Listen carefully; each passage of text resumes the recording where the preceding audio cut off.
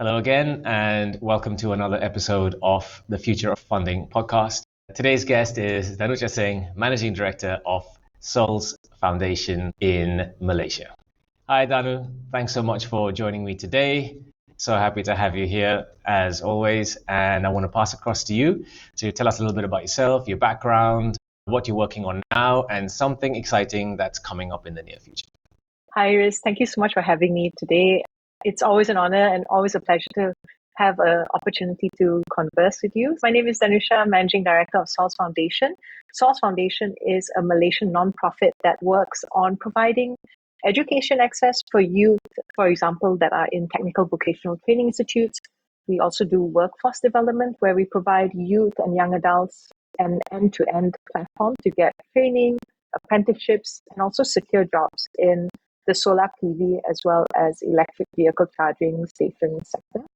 We also provide off-grid indigenous communities with solar home system access, and this allows them to remove their dependency and spend on diesel generators and kerosene lamps. I would say our focus is on working together with low socioeconomic status communities that are often overlooked, such as urban poor, rural families. We work with indigenous groups such as the Orang Asli and Orang Asal. And the whole goal is to build long-term solutions that help these people move from poverty into the more stable and secure middle-class outcomes. I would say over the years, we've trained over hundreds and thousands of people. And right now we're working towards more deeper systemic impact. So not just in service delivery. And you've just come back from the Obama Fellowships, and now you're officially an Obama Fellow, which is super exciting. Tell us a little bit about that. Yeah, so I just wrapped up a year as the 2024-25 Obama Foundation Scholar, and I was based in Columbia University in New York. And what I think I really took away from that space and that program was that I had the platform and the tools to really zoom out and look at our work from a more systems perspective, which is something that we've already been working towards, but now I had the space and distance in order to do that in a more productive way. And it allowed me to start to think beyond programs and focus more on how we actually build systems. So systems that keep people included, protected, and progressing even when our organization isn't physically there anymore.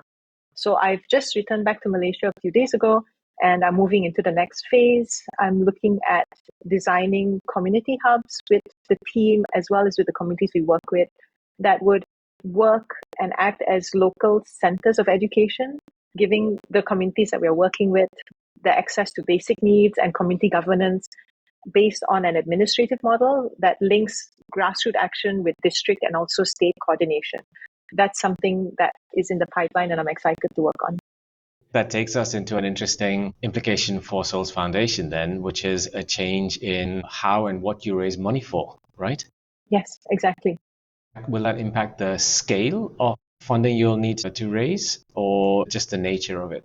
I think it would impact at first the nature of it because we wouldn't be looking at just raising it from the traditional aspect, going to corporates or foundations to get grants. We'd also want to look at working with different partners within the sector instead of looking at Souls as the main platform for where the system change happens. It's actually to include different systems players and see how they also interact with the communities and the systems in which the communities work with. And then seeing how we can partner with not just for funding, but implementation of the design that we've worked on with the communities. Well, I guess that leads us on to our first port of call on this conversation, which is in your reasonably long history of raising money, managing, dealing with funders, what have you seen as some of the most helpful practices that have really enabled effective impact? And I guess now that you see would be a game changer in the kind of work and impact that you're heading into? One thing that I've seen lately, and I'm going to go back and look at the first stage of funding, which is the RFPs. I've seen some great work from funders who use a two-step RFP process. Previously, I would see funders come in and be like, give me this 15-page proposal, which would take us 20 hours to prepare. And then we wouldn't get any feedback on whether we got it or not. But what I've seen now is that first, what happens is that they ask for a short, clear proposal. Sometimes it's actually just on their platform, a questionnaire where you fill in all the details with a few short questions. And only after you're shortlisted, do you then submit something longer. That was very interesting for me. I've seen it twice so far. That not only saves time, it forces the nonprofits to be really sharp and clear with how we explain our work, which I think is a skill, knowing how to communicate effectively what you do and why you do it and why it's important. Is important for any work, whether you're doing nonprofit or a business. So forcing us to be clear and then also giving us that grace of not asking for a 20-page proposal to then just be ignored and wasting our time and morale. We're already overworked. That was very respectful towards the nonprofit and how they prepared the RFP. Another helpful funding approach that worked is I had a funder who worked with us for over 8 years. The grants were renewed on a 2-year basis. So there was stress when it came to that 2-year period about whether it would continue. But because it did continue, the long-term nature of that partnership really gave us room to adapt. Because what we started with in year 1 and what happened in year 6 was quite different. Situations changed in the country and situations also changed for the people or the participants that we work with. Because the funder was still there, we could recalibrate instead of collapsing and restarting. So we could tweak our programs based on what changed in the community. I'm speaking in particular before and after the pandemic. That kind of continuity matters. That kind of consistency is really rare. And it meant everything to us because that partner could actually see the growth and we could actually explain to them the changes along the way and they could follow it because they had seen what happened in the start. They could see the story progression of the program and see what happened next. That's why they were able to tweak with us in the next iteration. That was very helpful. I guess that also leads into what's a sensible term of engagement? In your opinion, what's the minimum sensible term? Overall length, even if it has checkpoints along the way, what do you think of as being minimum commitment time frame to really see any effective impact? I would say to see real change, 10 years would be amazing. And I'll give you another way to explain this. When you look at how humans live within spaces and how humans design for spaces to be used in an effective way, you never get it right the first time. There was an example of this when someone zoomed out and showed how a university walkway was designed. And you see they designed it with roads along the side of the buildings. But over a number of years, you started seeing humans making their own roads. Humans will see what is most effective and what makes most sense for them. If someone comes in and says, this is the way it's going to be, and that's it, we're going to pave the roads here, and then we're going to walk off and that's done. Thanks. We appreciate the roads. It is helpful. Some people will use it, but it's not the most effective use of that effort being made because humans will tell you what they need with time. And you need that space to observe, to get feedback. You need to see it through. So when we had that 8-year continuous grant, that's what we could see. We could see the roads forming. We could see where people are cutting across this way and doing that instead. We need to adapt and change. There's a lot that you cannot predict or extrapolate with intelligence or cleverness. I've always maintained that in the end, no amount of intellect will save you. It's only exposure to real context that allows you to really understand what people are going to do and how they're going to respond and what it's going to take for them to meaningfully progress. And there's almost no way to pre-predict some of those things. You just have to get stuck in. And I think the responsible thing to do is to have that observation and to have that ability to experiment and to see like, oh, when we did this, this was the reaction. When we did that, that was the reaction. And we see people are using our systems in this way. Let's respond to them. I suppose what you're leading to here is that approach of over planning or over design at the start and then being trapped into having to deliver on that specific design, which is tied to a specific spend profile, tied to specific delivery activities that are very difficult to change in the funding contract or require permissions to change or would be judged badly in the sense that the financer or partner would look at it as a failure of competence because you didn't get it right, versus recognizing that that's the natural flow of good design. Yes, and this segues a little bit into my next helpful practice, which was that we had a funder who really pushed us to understand how our work aligned with shifts in government policy. Because when the policies change, so do the job opportunities, so do the prices, so do the social expectations.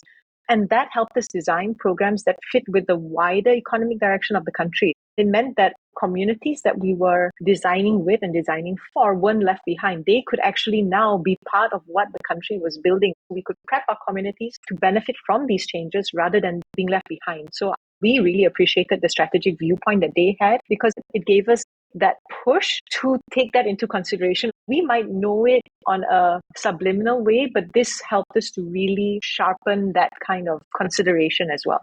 What did that look like in practice? They would ask questions like, based on this program that you're doing, is there something from the government that is supporting what you're trying to do? And we would gather the research, we would talk to people in the government who are working in the same sector. And then we could use that data and the blueprints that the Malaysian government have to consolidate and verify whether the programming was matching. And if it didn't, then we could actually say, okay, we can see the government has policies going for a few years where they are leading to.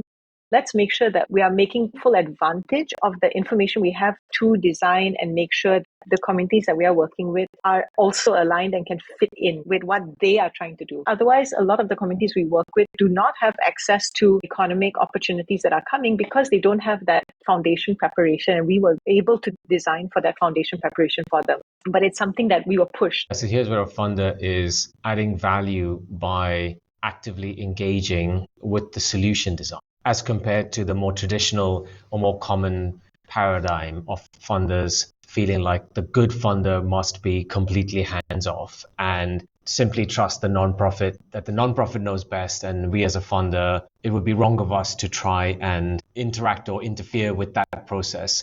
But this is an excellent example of the fact that funders can play very useful and productive roles in encouraging and leading nonprofits towards better solutions.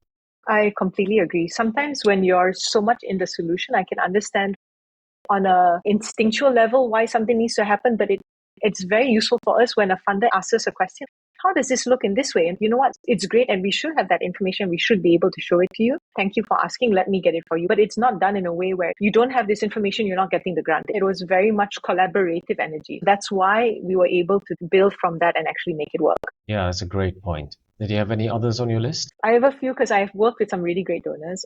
I think another thing in the sense of how it makes people feel is when partners actually treat us like people and not like vendors. The word vendor really irks me as a nonprofit leader because it's still used by some corporates and funders to describe their relationships with nonprofits. The word vendor kind of implies that we are delivering a product. We are not delivering a product. We are working together with you for a service for people.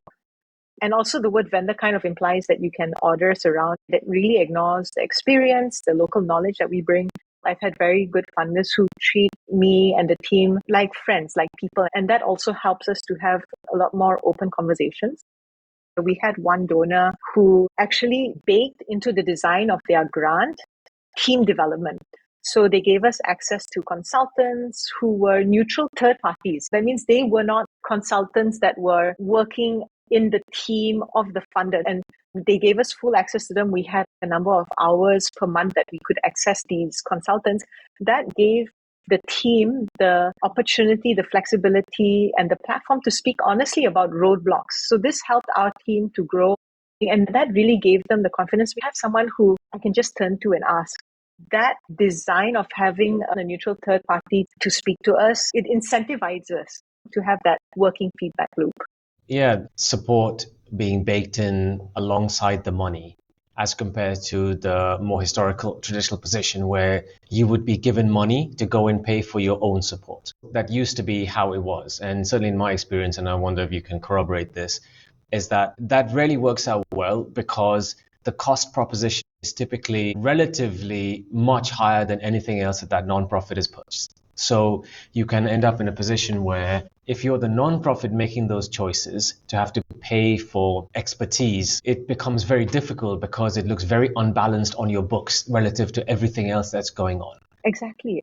People can't understand why consultancy costs or advisory costs or external partner costs are so high relative to all of your operating costs. And that's one big downside, which I find that really puts nonprofits off because they're always in that position where they have to make a real-time cost value decision, which is I could spend this $50,000 on technical expertise, or I could spend this $50,000 on programming for 4,000 people. And you will just always lean towards the spend for that delivery, which in the long run is a bit short-sighted, but is definitely more productive in being able to sustain financially and so on, because the next set of funders is looking at the scale of delivery as a critical indicator of whether they should provide that money as compared to any ability to evaluate that organization's growth, quality, or capability. And that's one big point there in terms of why nonprofits struggle to pay for that kind of support. But the other thing also is that the moment that a nonprofit is paying you directly, and as someone that has played that support role in between funders and nonprofits and directly to nonprofits, is that once you get into a situation where the nonprofit is paying you, it becomes very difficult for them to relax and treat you like a partner. And again, this stems from the fact that relative to anything else they're paying for, you're a very high cost proposition, therefore representing a very high risk of cost versus value spend. So you get in there and then they can't fully relax into engaging with you as a partner and as a genuine supporter. They're busy trying to treat you as a vendor now. And in the same way that it's tough to operate functionally if the funder treats you like a vendor, it's also tough to be really helpful if the nonprofit treats you as a vendor. So those are two big reasons why it's so much more helpful that the funder directly pays and provides that service, which also leads back to a point that you made, which I think is hugely underestimated, is the value of that triangulation. The moment the funder is paying for that support directly, now that player has two lines of responsibility. They're responsible to the nonprofit that they are there to mentor and be part of the growth cycle for, but they're also responsible to the payer in this context, which allows them to play a very useful role of, as you mentioned, what I call it triangulation, where you're in the middle in the way that you have a trusted relationship with the nonprofit.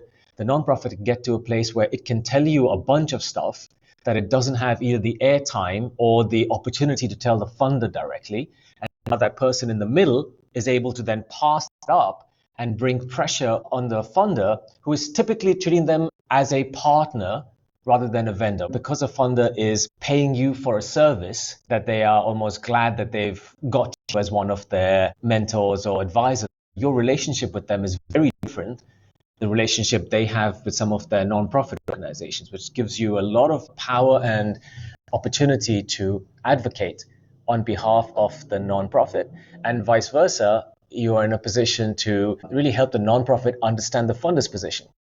So those three big value propositions is why I'm such a big proponent of funders bringing in third-party support. Yeah, so those are some of my top helpful and considerate experiences that I've had with funders. So you talked about the two-step RFP process, which allows you to do something quick and simple. And then if it's not a right fit, your time doesn't get wasted going through a really complicated, long RFP process. And actually, some of the people I've spoken to have talked about that they can be taken through a complete 9-month cycle of diligences and so on, only to then be rejected at the end for something that they would have known or certainly could have known with a very quick proposal to say, hey, this is not the right fit for us. And then you talked about being respectful towards nonprofits, which is baked into these processes that are considerate of their time, long-term partnerships that give you that continuity that you can then recalibrate along that line because you have the trust and the engagement. And we talked about 10 years being really a sensible minimum time frame to see real change. The other couple of things you mentioned were about the fact that it's helpful when funders push you to think beyond your solution. And certainly great when you're being treated like people rather than vendors, when technical or expertise support is provided along with the funding, rather than putting you in a position where you have to find a justification for either raising money for that support, which is very difficult to do in our sector, or making that value decision between whether you spend that money on support or whether you spend it on programming. So that support being baked in is super helpful. Brilliant. I guess that leads us on to the flip side of the coin, the things that have been less than helpful. Yeah, I think this is where things get juicy for all the people that you interview. As much as I've had wonderful funders and partnerships that I truly appreciate, I've also had the experience of unhelpful funding behaviors and approaches. I remember one very clearly where we had a funder who we pitched a project in and we provided all the information necessary. However, on their side, they had delays in decision making and it dragged on for months. Oftentimes, our programs are running while we are waiting for these funders to come back with decisions, and that creates stress because the program is ongoing, it's running, it's active.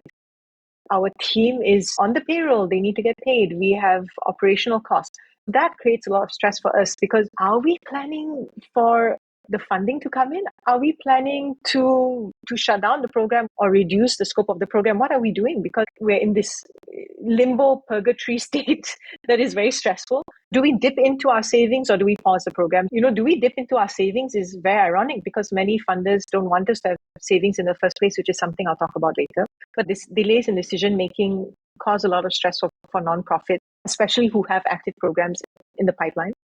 And I guess you're saying the issue there is that assumption that nonprofits can easily find ways to keep paying everybody while you take your time, even though your own nature of funding would clearly preclude that. What I mean is that these will typically be funders that already have restrictive funding that is very specific to its utilization and deployment with no room for underspend. So if they look at their own grant, there should be a fair assumption that all of the grants are pretty much the same, which means that if you delay in decision making, for example, or releasing of funding, which is unethical in some ways, you certainly wouldn't be happy to find that they come back to you a couple of days later and say, well, thanks, we don't need your money anymore because we already got it from one of 4 other funders that we were talking to for the same thing.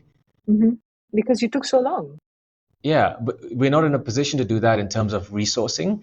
How many players can you parallel manage at the same time? But also there's a trust component there, right? Once people get to a stage where they indicate there's a reasonably good likelihood that they will release that money, that you are on track for it, you just need to wait a little bit because some decisions have to be made. You can end up in a very tricky place because you're trusting that this will come through and you don't have any other place to replace that money. And honestly, from experience, I don't feel relaxed or safe, and I don't make promises to the team until the money's in the bank. Because we've had experiences before where funders said, you've got the grant, it's yours, the money will be in a few days or a few weeks.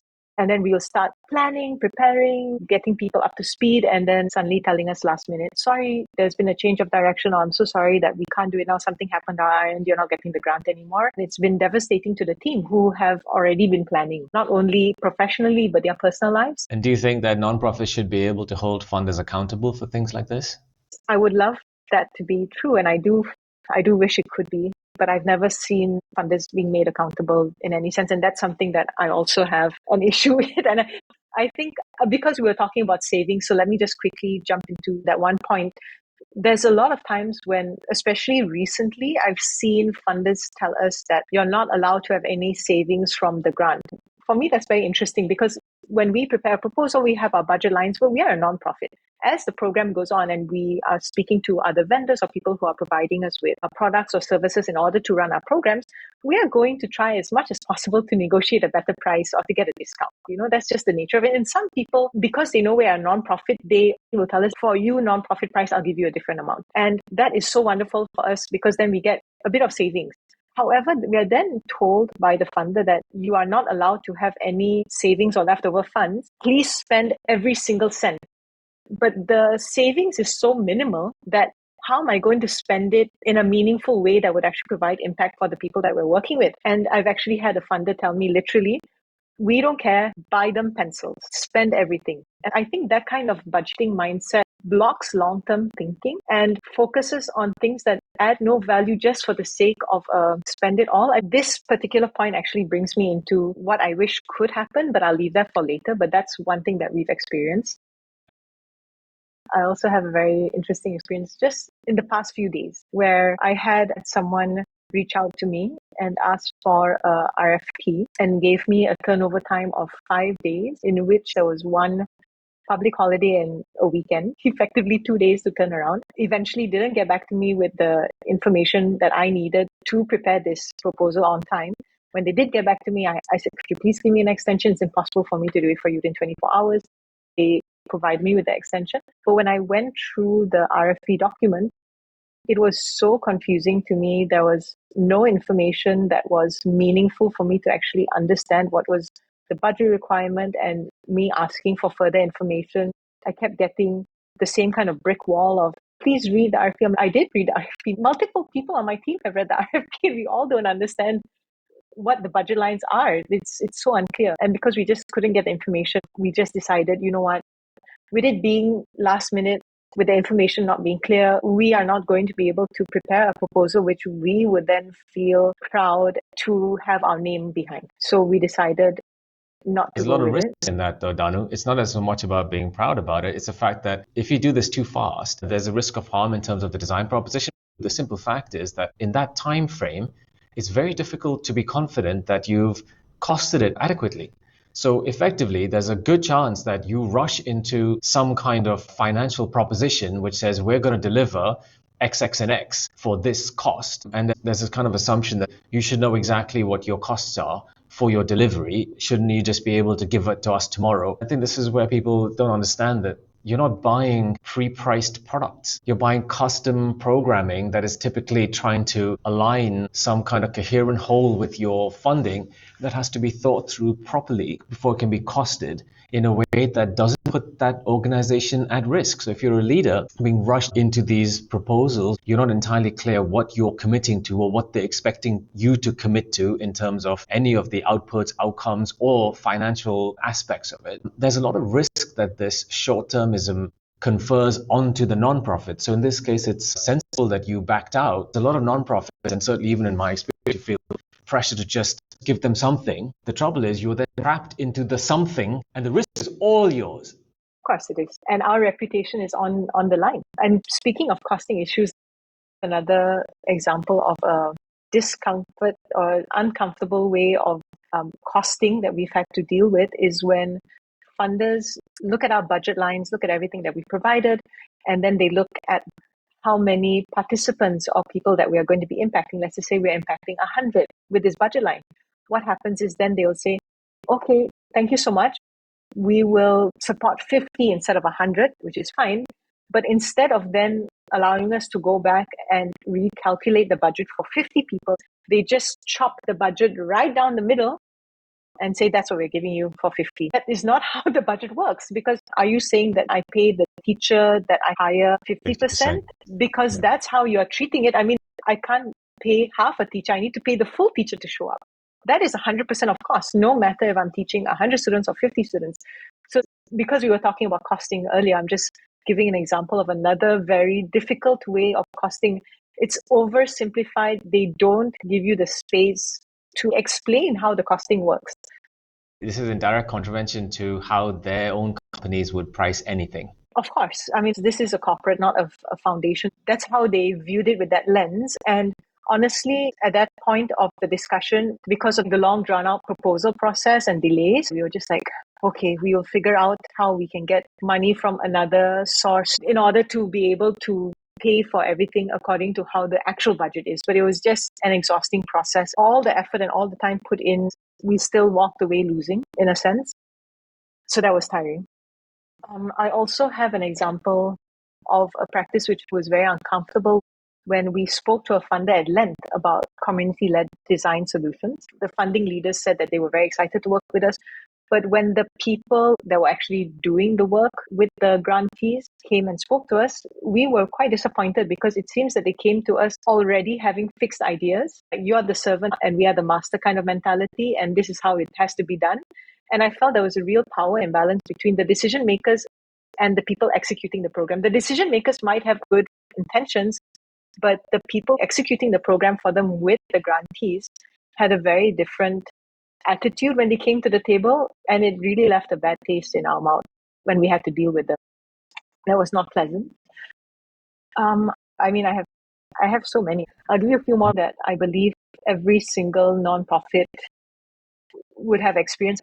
We had a funder who pulled out last minute from the program that was already running, and that severely damaged our reputations. The community we were working with was so confused and so disappointed because when the funding ended abruptly, we had to pull out abruptly. And as much as we tried to explain to the community, we had to be so careful in how we explained it because we didn't want to smear the name or the reputation of the funder.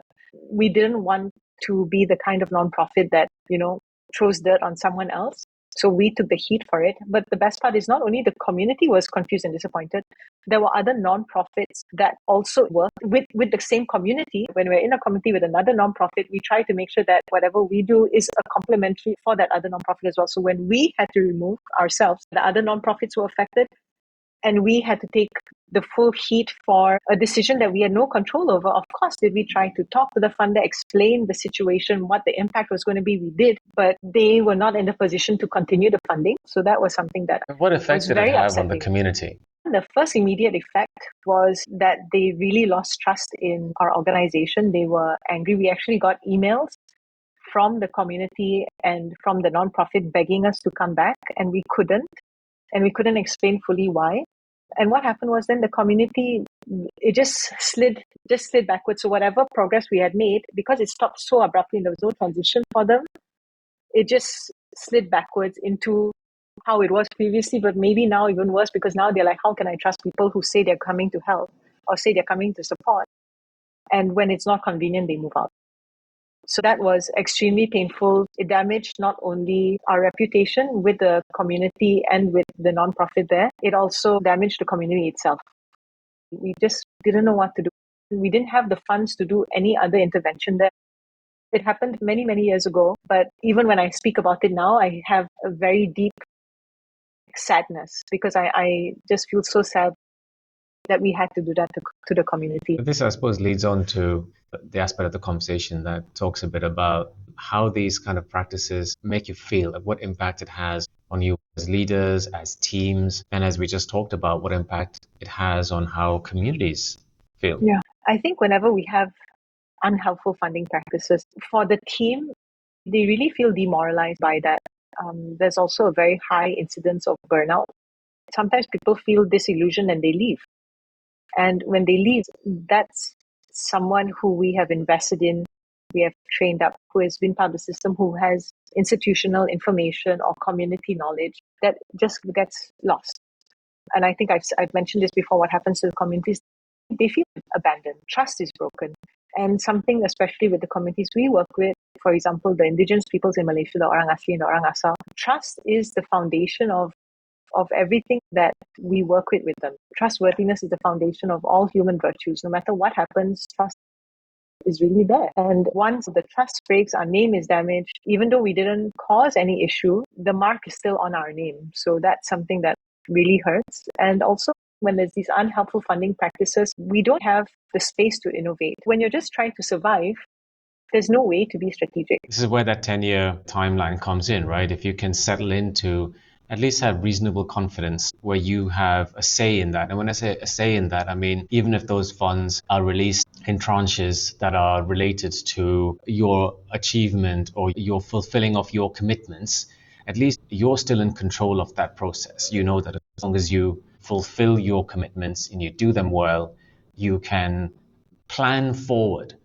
with some degree of confidence because you have confidence in yourself. You can have confidence that that timeline will follow through, and then you can genuinely start thinking and designing along the timelines of genuine impact versus just trying to make sure you can get to the next checkpoint and then hope that you can do another 1 year's piece. And it's also career progression for the team, because then we know this project's going to go on for the next 10 years. This is where your career can progress. That's how we can then manage and keep people who are in the nonprofit sector to stay in the nonprofit sector, because they can see the continuity. They don't just feel it's like, oh, in 2 years' time, am I going to have a job? After this program finishes, will they still have the funds to keep me? People need that career progression, and that's something that is very important to us. And stability. And you need that sense of stability, right? For you to be able to just relax and focus on your work instead of worrying all the time about moving and what's next and will this continue on. And I think what some funders may not realize is that even if it's just one out of the 10 funders you have that engages in any of these, it wildly reduces anyone's trust in any of the other 9. Even if someone in there has been consistent and is unlikely to let you down, the simple fact that one of their peers has engaged in these kind of unhelpful practices means that nobody really feels that confident or safe in the good funders' practices. Yeah, exactly. All right. Were there any other unhelpful practices that you had on your list? I'll say one last one and then we can move on. There's one that I've experienced before where sometimes I think nonprofits are treated like free event managers. So funders want staff visits, they want employee engagement, which I honestly love. I love employee engagement because I feel that allows people who would not normally interact with the spaces that we do to have a first-hand view and a first-hand experience on what actually it's like to be in someone else's shoes. And I think that experience is extremely valuable. However, the way that the nonprofit is treated in the process of preparing for these kind of events is they treat us like an event company. And the truth of the matter is, if an event company was running this, the event company would charge for that.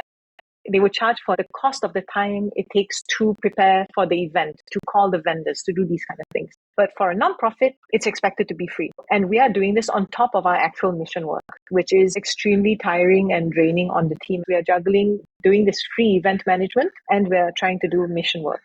Yeah, and I think events are a particularly underestimated thing.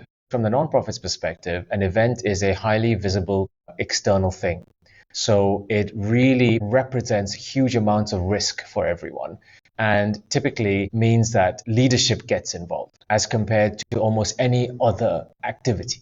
It's not even as simple as saying, well, we can just delegate it to one of the implementation team to just go and manage that. The simple fact that this thing is a visible physical thing where people are going to turn up to and decision makers from your partners are going to turn up to means that it creates a level of anxiety for everybody in the system, derailing leaders and directors and program leads from focusing on impact. And now instead worrying about whether or not that event is going to make a good impression or realistically, whether that event is going to damage their credibility. So you spend so much time risk managing to make sure that that event goes through smoothly, that it has a huge derailing effect relative to its value proposition for anybody. Exactly. On a happier note. Let's move on to the exciting part of this conversation, which is... This is my favorite. Yeah, what do you personally think the future of funding should look like if we wanted to really make an effective impact on issues as well as people? I think there's 2 aspects to that. And I'm particularly interested not just to see from the long history of your involvement in execution, but now also what effect some of the systemic thinking in the Obama Fellowship has had on your vision and views. I'd be curious also for a reflection on those 2 aspects. Yeah, thank you. So I think this is my favorite part because it's kind of like giving Santa Claus a list of what I would love for Christmas. But I think speaking about my experience in the Obama Foundation Scholars Program, something that was, I think, very unique to my particular time in 24-25, because this is when America went through its change of government. And with the change of government, there was the effect of the cancellation of state funding for a lot of nonprofits within the US, as well as international funding for a lot of nonprofits out of the US in the global south. I saw firsthand how a lot of nonprofits that I know personally, and of course, friends who are leaders of nonprofits, I saw how drastically things can change when a large chunk of funding is taken away. And in this case of the Trump administration, with absolutely no transition period provided to them for the communities or for the nonprofits. So then I was thinking, what would be the best way to enable a nonprofit to sustain throughout moments like this? And something that I then got inspiration from, because I was studying in Columbia University, was the fact of endowments. In 2024, Columbia University had received about 1.3 billion in federal funding, and I think a huge chunk of that is in its endowments. Of course, it's not as much as Harvard. I think Harvard had 50 something billion. So that's huge. But the main point of why I'm talking about this is because with that endowment, they have a normal spend of about, I think, 4 to 5% of endowments. So what I was looking into is that if a funder or if every grant had at least 10% of the grant amount set aside for the purposes of endowment or reserves for the nonprofit, that would allow a nonprofit to survive delays that we were just talking about. It would allow the nonprofit to plan better. It would allow the nonprofit to innovate or test new ideas. Because if you look at it, Columbia University's endowment doesn't exist just to cover costs. It protects the institution and it lets them respond quickly. Why can't nonprofits have that same buffer? Other institutions have it. So I think that's something that I would love the future of funding to have, 10% of a grant set aside for reserves, allow whatever savings to be put into that. And also with that, to have training for nonprofits on how to manage financial endowments. Because endowments, if not managed properly, also can be restrictive. A lot of endowments are restricted. A huge percentage of university endowments are made up of donor restricted funds, which means that if someone is donating that money, they often say exactly how it can be used. It can only be used for scholarships. It can only be used for specific research. So that's like having 1 million ringgit in your bank account, but 90% is locked into deposits that can only be used for paying school books for the participants of your program. But the groceries and the rent to house your participants still have to come from your tiny flexible portion. So having an endowment or having funds, but with training for the nonprofit to know how to use it, and also don't put restrictive terms on those reserves so that the nonprofit can actually use it in a meaningful way.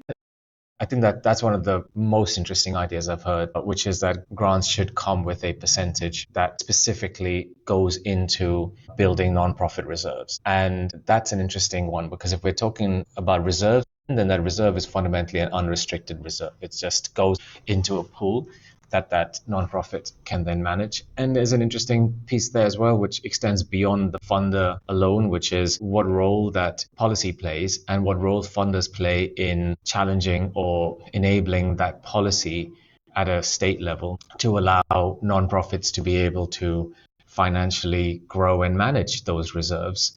We're living in an 1850s British charity regulation foundation that hasn't really been meaningfully updated to modern times, where I'm sure there has to be a way that allows nonprofits to be able to invest and grow their reserves without there being worries of misuse or fraud.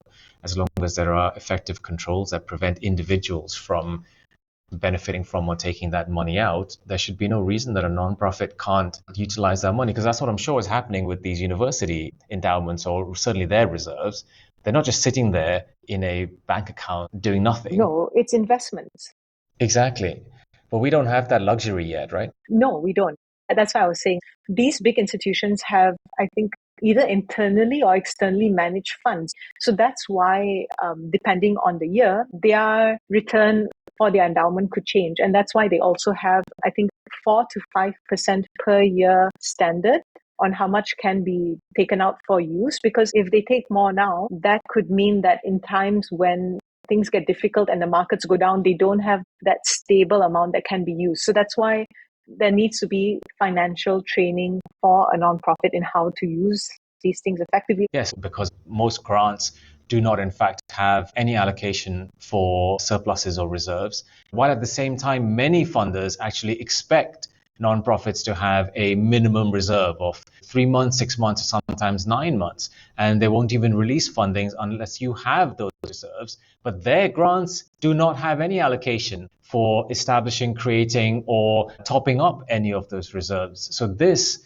as new paradigm of how funding or grants are provided would be a brilliant addition to the impact landscape, because it creates that long runway of stability and risk management, and therefore the ability for nonprofits to innovate and generally start to plan for the next few years, as compared to just trying to find a way to make sure they're still alive 3 months down the line.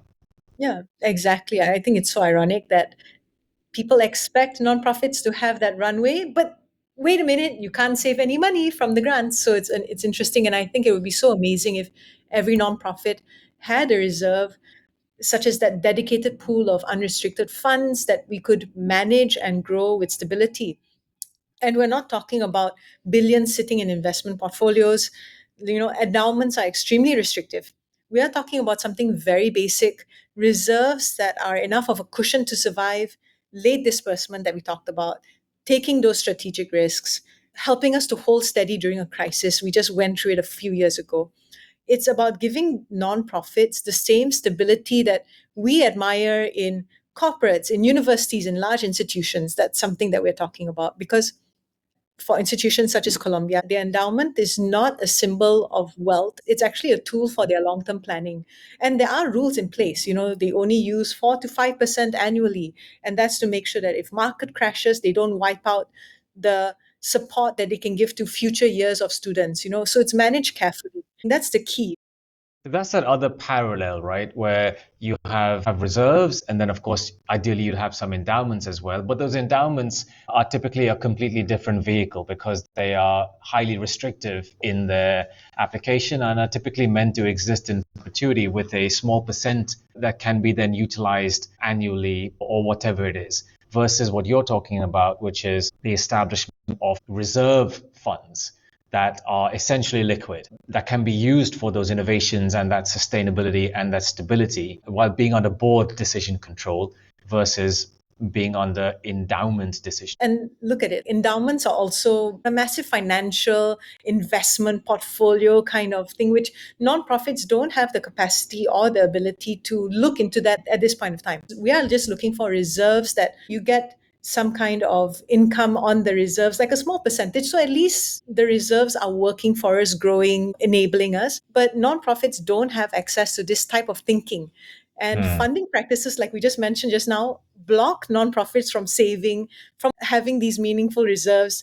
And they are running under a very dangerous assumption that reserves equal misuse or reserves equal poor governance. And that's a false link. It's unfair. And some funders do get it, but the majority, the language they use and how they put across their grants, it doesn't come across that way. Certainly the grants are not accounting for that, or are not adjusting, accommodating that need. And I think that would be a phenomenal paradigm shift if all grants as standard came with a 10% of it as unrestricted for use in building reserves. And all nonprofits would rapidly end up building reserves. If we had this gold standard of, I would say, like financial architecture to match this, you get the unrestricted funding, you have the space to grow and build your reserves, you have financial training for nonprofit teams, and you have that policy shift that lets us manage money with that accountability and maturity. So it's about building that dignity, that sustainability for the future, to plan for the future. And it's an interesting point you're making about financial training, right? Again, maybe interesting to ask you what your opinion is on where the balance lies between training and making sure that you're providing the right level of external expertise to ensure that your portfolio organizations are able to set these things up at a gold standard, as compared to trying to train them to figure out how to do it. Where do you see the balance between the two? I would say setting them up for leading to gold standard rather than training them in that sense, because I think setting them up is helping them to put things into place for long term rather than just training. Because then people, let's just say someone leaves, something happens, that turnover effect, and then it's gone. In my experience, there's almost no level of training you can provide people that will ever match up to providing just core expertise. And then that expertise can just set you up, and then you have systems that you can operate. Then you can get some training to maximize the use of that setup and system. but not to set it up, which I think is very commonly how the funding system currently looks at training. So we train you to create and set up, which I always feel is an unreasonable or poor expectation, because no amount of one-time training is ever going to match up to someone who's had that training and then has had 20 years of deploying and utilizing and perfecting that skill, and they can come in and do something that you will never ever create. I've experienced that before. Yes. But I think that also comes to, for funders to actually have that trust-based unrestricted giving, to become the standard, like what Mackenzie Scott is doing. A friend runs a nonprofit who got the Mackenzie Scott funding, and it has helped so much to have that foundation level to build from that and to expand their programs nationwide where they are working. And it's amazing. So here you're talking about high trust funding, so where the funder provides, if I'm correct about Mackenzie Scott, they're providing large funds on a high trust basis as compared to small donations. And it's not trust-based philanthropy in the sense that it's not trying to shift the power dynamics, which is what that model is about. This is very much something else. Yeah, it's trust-based. I mean, from what I understand, it's the process that is trust-based in terms of the giving. So what that means is there's no call out for RFPs in the sense that you have to provide a full-blown proposal and a presentation, etc. They understand what work you're doing. They understand where you're trying to go with the project that you're doing. They give you the lump sum automatically, and then there's no reporting required. There's no agreement that you sign that, there's all these reports that you must now give to us. There's none. You're talking about spend. There's no spend reporting, but I assume there must be some achievement reporting, right? Or impact reporting. They mentioned that there was no reporting. Maybe not even that. So effectively, once they decide to fund you, you just receive the money and then you're trusted to make the best use of that money. Correct. So because you have this much injection of resources, now it's something like what Bill Gates is doing right now. He's saying it's going to be a full-on spend, and why they're doing that is because they want fast turnaround in terms of impact compared to, kind of drip dropping the impact along a few years. They're trying to do it that way. I think what they recognize is that for a lot of these things, it requires a significant injection of funds in order to be able to really make a dent in these problems. And if you look at trying to preserve that money for as long as possible, you never are able to provide that injection that moves the whole system and impact forward. So that's a very different approach to utilizing money again. Yeah, they are a spend down foundation, and that has been their philosophy from day one. So they're just accelerating it now.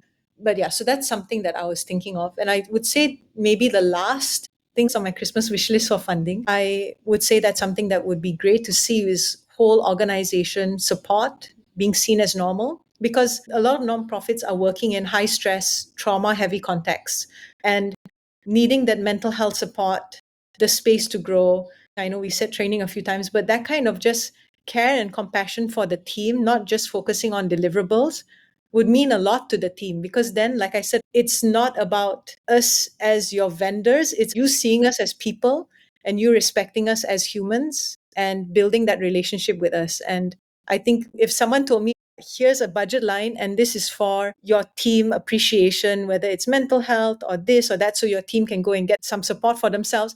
If I told my team, listen, this is the spending for the participants and the program, and this is for you, I think they would be so touched that someone cared about them as well.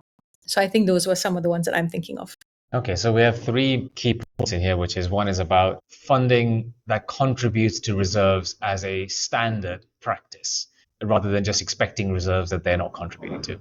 We talked about high trust giving, where the funder invests in establishing whether or not you're the right fit for them and can be well trusted, where presumably the funder here is putting their time and effort into establishing whether or not you would be a suitable partner for their impact goals, which I'm assuming has their own unique form of due diligence to be able to understand what those organizations are trying to achieve, whether they have a proven track record, and whether or not the people are a good fit. I'm guessing they must have some system there. But post the selection, then point of their diligence or their setup is to get to a place where they reach a level of confidence in that organization. Then they provide a large fund. Then that organization is then free to utilize that fund in whichever way they see fit. Presumably, they could set up a reserve if they wanted to with that fund. And then the third point you made was about funders that care about their partners as people rather than just being interested in the utilization of their money. Were there any other things when you look at the future of funding that you feel would be a paradigm shift that we need in that future? I know some things that we've talked about have been regarding accountability on the funder itself, because there seems to be a high degree of that on the nonprofit, but not vice versa. And that creates that power imbalance as well, where they need to be accountable for transition plans with the communities if they want to pull out from a funding ahead of a schedule, where maybe even, for example, rejecting proposals must come with meaningful feedback. I think that's something that they don't do. And I know I've said this before, but any kind of action that imposes that dynamic, even unintentionally, has to be called out on, because that does not incentivize nonprofits to be able to speak up. Because in that dynamic, you are always the one who's going to be punished in the end. And the person who's doing the punishing never gets held accountable, even if it's unfair. In fact, in a previous conversation, you talked about government's role in funding for social issues and nonprofits. Do you still have a view on any of that? Yes, yeah. One more thing that would be great would be government support, in the sense where governments can provide funding for nonprofits that address societal issues that they have also identified in tandem. So they would then incorporate the nonprofit into the government budgeting and planning to help with the nationwide rollout and adoption of which the program was then being run. I've heard of cases where the government has worked with the nonprofit, done this rollout, and actually then brought the nonprofit to be a department within the government because of how it's been. So that's, of course, a very holistic way of doing it, where they've actually seen the nonprofit's work as being impactful enough to not only fund the nonprofit to do the work, but sit under the government banner so that you can actually do more work and work with the different agencies in a more systematic way. So that's something where I think would really work, but that would mean that the government would, number one, have to admit and identify when there are issues, which sometimes some governments don't want to do. And also the government would then have to do its due diligence with the nonprofit. But in practice, nonprofits are typically picking up the gaps in what governments are supposed to be doing in the first place. So I think you're leading into a very important point, which is that in a viable future of funding, there's a place where governments recognize and embrace their partnership with nonprofits in terms of dealing with local societal challenges that are tough for governments to be able to get to. And filling in the gaps of governmental support and delivery means that the ideal position would be that it's all done in an integrated way, where the government recognizes that, then integrates that nonprofit's execution into their own planning, and then also finances or budgets for that. So you have that viable partnership. And then if those models work and are powerful, then it just gets integrated into the state system overall. It's nationwide rollout. If it works for a certain country, let's just say, the best part is then other countries can use that as a model. Then it becomes worldwide implementation, step by step. There's so much powerful things that can happen when the government steps in and also works with the nonprofit and incorporates it in that sense. Yeah, rather than fighting nonprofits, which is a more common scenario that we have at the moment. And I think this is a great point to end on, which is that funding and the future of funding is not just about foundations and corporations and their CSR departments giving money to nonprofits, but the government of almost every country and even international governments are a key player and a key aspect in financing impact or social value at the very least, right? Societal progression, social value, transition towards higher socioeconomic classes or systems at a country level. And I think that embracing the role that the nonprofit sector plays in that third sector could be a game changer in the utilization or deployment of system money more than individual or private money. So yeah, that was very illuminating. I learned some very interesting things. So I just want to say thank you so much for all the time that you've made today and all the thought that you put into preparing for this conversation. So thank you so much, Danu. I really appreciated it. Thank you so much. It's always my pleasure to speak to you. I learned so much from our discussion, so I always take away something great. Thank you so much, Riz.